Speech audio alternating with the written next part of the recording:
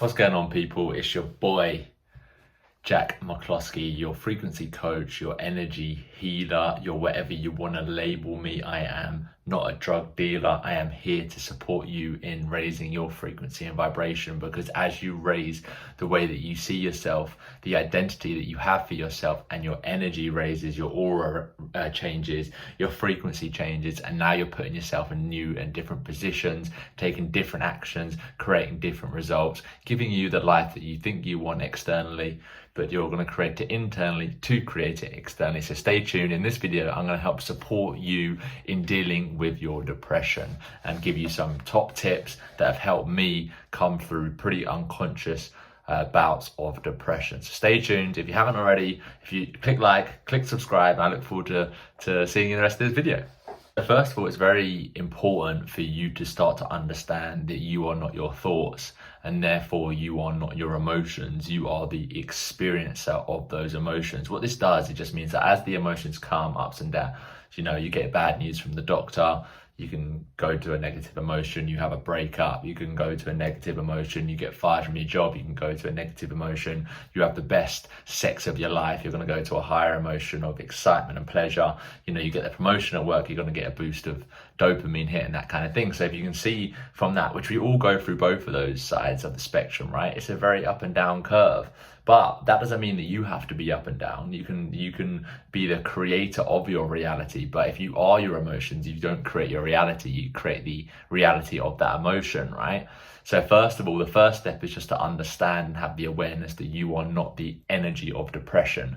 Emotion stands for energy in motion. Now, we're not taught in society how to deal with that energy emotion. So often when we feel sad, we stuff it down, and that's the last we think it's there. We try and distract ourselves with drugs, with alcohol, with women, with pleasure, with chocolate, whatever it is that you do, that we all do, that I still do, not significantly that much anymore.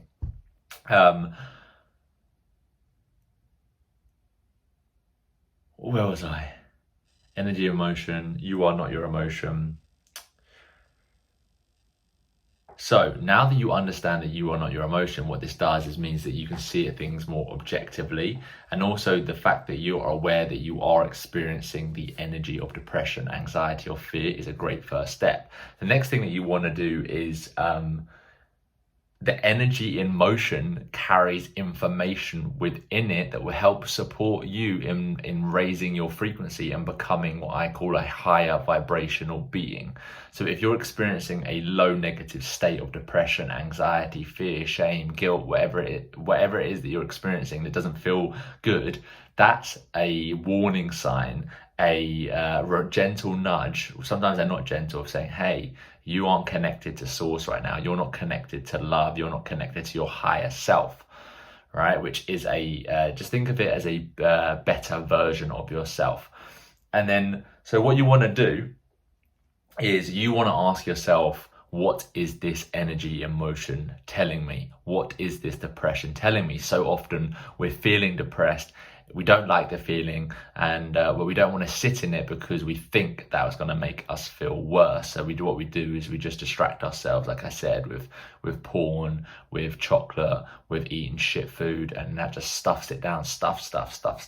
And then before you know it, you go your whole life in this like unconscious depression, which actually is just like attracting more of a low and negative experience to you, because you are what you attract. If you're feeling anxious, it's very likely, in fact it's definitely, you're going to attract experiences that reflect back to you your anxious feelings, because it's like no matter where you go, you're searching for that anxious experience using your reticulating activating system, your RAS, reticular activating system, which is how you manifest and how you think things through your brain.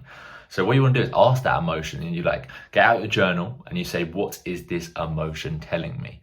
And keep asking yourself that. The first answer might be that I'm miserable.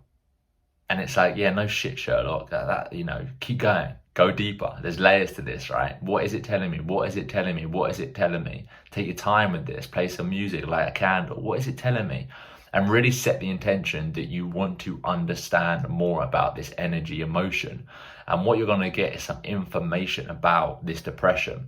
You might find out that suddenly actually the stuff that you're eating isn't supporting you. You know, the dopamine, which is the happiness chemical that can be released in all of our bodies, is found in the gut. The gut is the second brain. So if you're eating loads of McDonald's every day, the depression is probably telling you, hey, like, you're not eating good food. You're not making me feel vibrant. You're not making this body feel vibrant. So the only way that the body can tell you that is through like letting you know through the energy of depression or anxiety. You might get other things come up. You might say, well, actually, I'm feeling a bit unsafe in my relationship. I'm not sure why, and then it's going to reveal to you those answers. And then what you can do is, like, once it reveals to you those answers, you can see it more objectively. And now you go, oh, that makes sense as to why I'm feeling that way, which is a massive step, a massive, massive step in you learning to love yourself unconditionally, because, you know, you're learning more about yourself.